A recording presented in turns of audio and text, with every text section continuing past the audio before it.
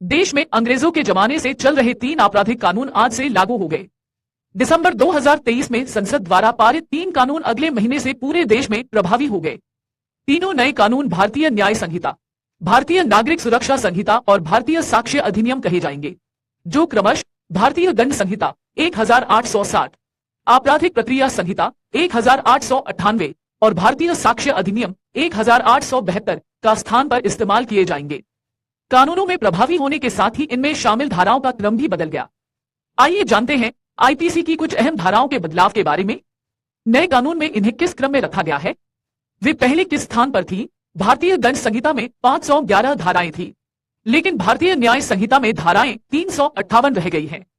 संशोधन के जरिए इसमें 20 नए अपराध शामिल किए हैं, तो 33 अपराधों में सजा अवधि बढ़ाई है, 83 अपराधों में जुर्माने की रकम भी बढ़ाई है, 23 अपराधों में अनिवार्य न्यूनतम सजा का प्रावधान है, 6 अपराधों में सामुदायिक सेवा की सजा का प्रावधान किया गया है। बता दें कि भारतीय न्याय संहिता, भारतीय नागरिक सुरक्षा संहिता और भारतीय साक्ष्य अधिनियम को 12 दिसंबर 2023 को केंद्र सरकार ने लोकसभा में 3 संशोधित आपराधिक विधेयकों को पेश किया था। इन विधेयकों को लोकसभा ने 20 दिसंबर 2023 को और राज्यसभा ने 21 दिसंबर 2023 को मंजूरी दी। राज्यसभा में विधेयकों को केंद्रीय गृह मंत्री अमित शाह द्वारा पेश किए जाने के बाद ध्वनि मत से पारित किया गया था। इसके बाद 25 दिसंबर 2023 को राष्ट्रपति से मंजूरी के बाद विधेयक कानून बन गए, लेकिन इनके प्रभावी होने की तारीख 1 जुलाई 2024 रखी गई। संसद में तीनों विधेयकों पर चर्चा के दौरान केंद्रीय गृह मंत्री अमित शाह ने कहा था कि इनमें सजा देने के बजाय न्याय देने पर फोकस किया गया है। अब जानते हैं अहम धाराओं में बदलाव। धारा 124 आईपीसी की धारा 124 राजद्रोह से जुड़े मामलों में सजा का प्रावधान रखती थी। नए कानूनों के तहत राजद्रोह को एक नया शब्द देशद्रोह मिला है, यानी ब्रिटिश काल के शब्द को हटा दिया गया है।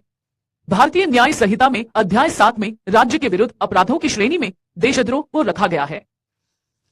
धारा 302 पहले किसी की हत्या करने वाला धारा 302 के तहत आरोपी बनाया जाता था। हालांकि अब ऐसे अपराधियों को धारा 101 के तहत सजा मिलेगी। नए कानून के अनुसार हत्या की धारा को अध्याय 6 में मानव शरीर को प्रभावित करने वाले अपराध कहा जाएगा।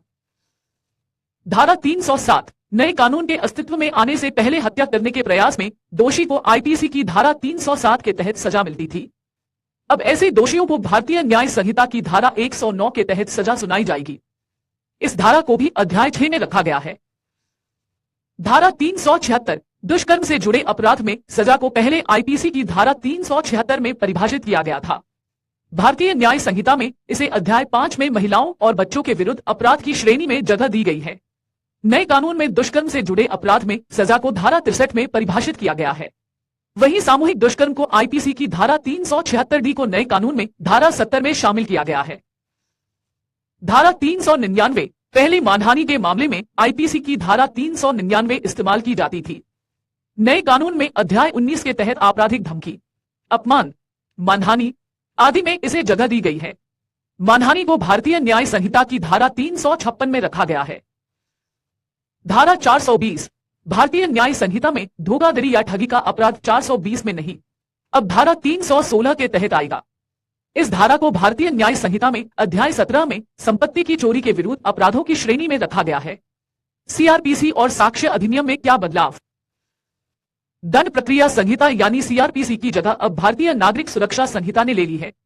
सीआरपीसी की 484 धाराओं के बदले भारतीय नागरिक सुरक्षा संहिता में 531 धाराएं हैं। नए कानून के तहत 177 प्रावधान बदले गए हैं, जबकि 9 नई धाराएं और 39 उपधाराएं जोड़ी हैं। इसके अलावा 35 धाराओं में समय सीमा तय की गई है। वहीं नए भारतीय साक्ष्य अधिनियम में 170 प्रावधान है। इससे पहले वाले कानून में 167 प्रावधान थे। नए कानून में 24 प्रावधान बदले हैं।